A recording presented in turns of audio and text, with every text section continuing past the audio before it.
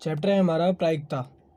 प्रायिकता का मतलब ये होता है कि इसके अंदर हम ये देखते हैं कि कोई चीज़ दी हुई है, उसकी हमें प्रायिकता निकालनी है। तो प्रायिकता के अंदर सिर्फ एक ही फॉर्मूला होता है हमारे पास।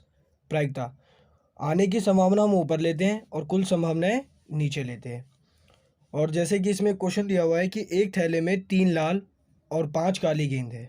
इस थैले में से एक गेंद यथाचित्र का मतलब होता है कि आपने बिना देखे इस थैले के अंदर से कोई सी भी गेंद निकाली जाती है। इसकी प्रायिकता क्या है कि गेंद, इसका पहला क्वेश्चन है, हम यहाँ लिखेंगे आंसर। दिया है दिया है देखेंगे हम इसमें पहले कुल गेंद कितनी है। जैसे लाल गेंद 3 है, काली गेंद 5 है और कुल गेंद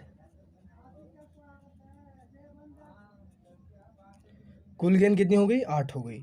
तो इसमें सिंपल है कि मान लो आपने पहला क्वेश्चन कर रहे हैं हम फर्स्ट, जिसमें लाल हो, यानी थैले के अंदर तो 3 ही लाल गेंद है। अब आपने जो निकाली वो लाल है, तो इसका मतलब क्या होगा, यहाँ PE लिख के लाल हो, और फिर वही आने की संभावना कितनी है लाल आने की?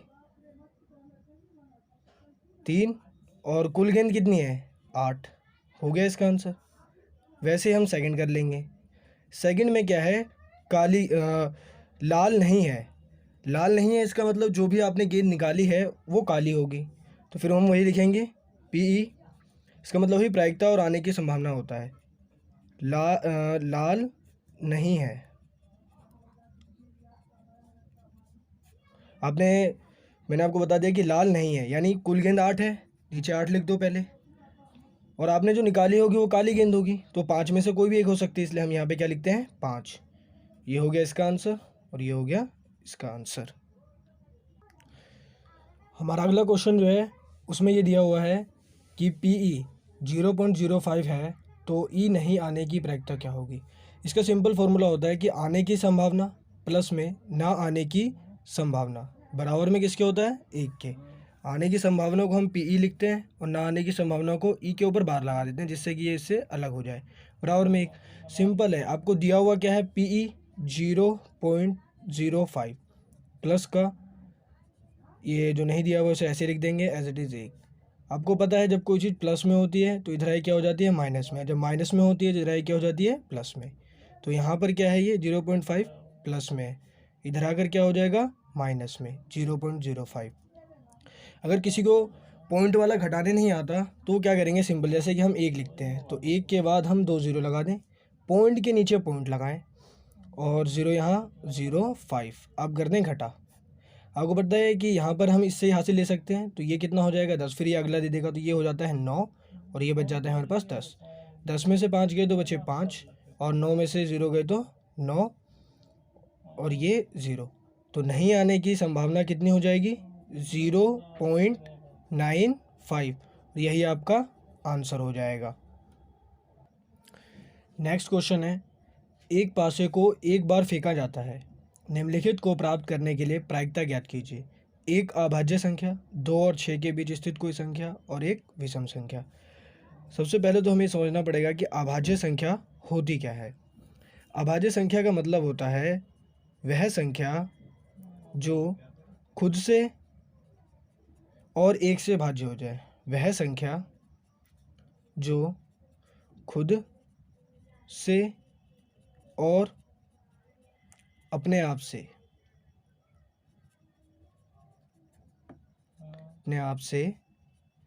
भाग हो जाए।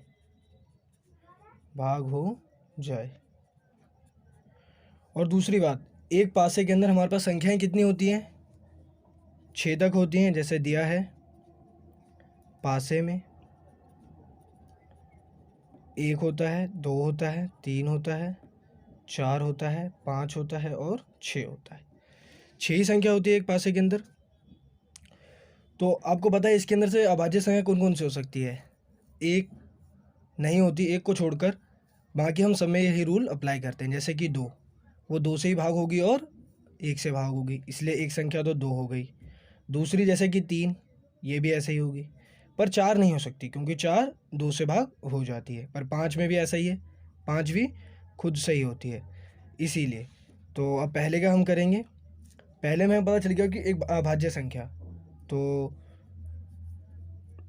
पी अभाज्य संख्या,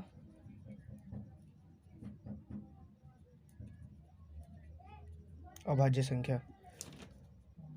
तो आने की संभावना हमें कितनी दिख रही है? 3 संख्याएं दिख रही हैं, तो हमने लिख दिया ऊपर 3, और कुल संख्या कितनी दी हुई है हमें?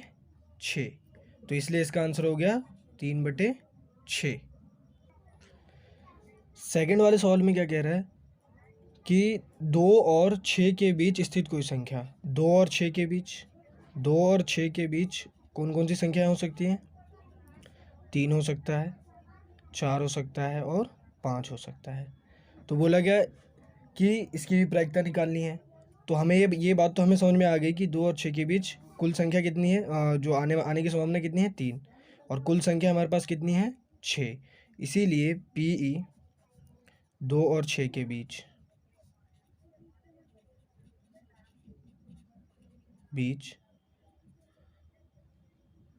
सिंपल लाइन खींचेंगे हम, और कुल संभावना कितनी दी हुई है हमें? 6, और आने की संभावना कितनी है? 3, 4 और 5, यानी कुल कितनी संख्या होगी? 3। 3/6 भी लिख सकते हैं, माँ के अगर आप इसे काटना चाहें 3 एकम 3 दूनी तो भी काट सकते हैं, फिर हम 1/2 लिख देंगे।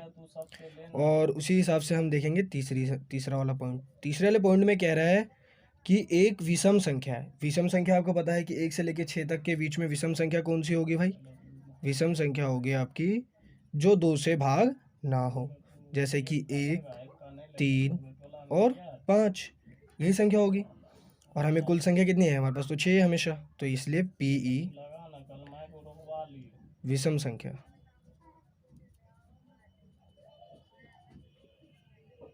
बराबर हो जाएगा 3 ऊपर आ जाएगा, और टोटल हमारे पास 6 संख्या है, 3 एकम और 3 दूनी, तो इसलिए क्या आंसर हो जाएगा? 1/2।